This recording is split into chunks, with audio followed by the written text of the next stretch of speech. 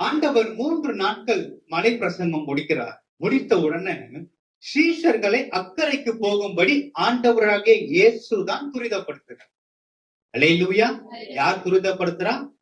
ஆண்டவராகிய இயேசுதான் துரிதப்படுத்தி அவர்களை அனுப்புகிறார். ஆனால் அவர்கள் போகிற வழியில என்ன வந்தது? காற்று பலமாக வீசினது. ஆனால் அந்த வசனத்தை நாம் வாசித்தோம், அவர்கள் தண்டு வலிக்க வருத்தப்படுகிறதை அவருடைய கண்கள் கண்டு. அல்லேலூயா. ஆண்டவராகிய இயேசு அந்த படங்களை இல்ல, சீஷர்களை தான் அனுப்புகிறார்.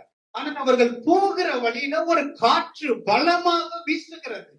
ஆனால் அங்கு வசனம் அழகாக இருக்கிறது, அவர்கள் வருத்தப்படுகிறதை அவருடைய கண்கள் கண்டு கடலின் மேலே நடந்து வந்தார்.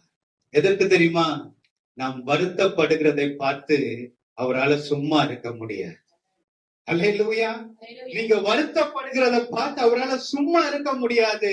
அவர் மலையில இருந்தாலும் அங்கிருந்து அவர் இறங்கி கடலுக்கு வருகிறவராய் இருக்கிறார்.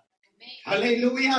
அந்த கடலில எவ்வளவு காற்றடித்தாலும், எவ்வளவு கொந்தளிப்புகள் வந்தாலும், அந்த கடலிலே வந்து அந்த கடலினுடைய அலைகளை, அந்த காற்றை தேவன் அமைதிப்படுத்து.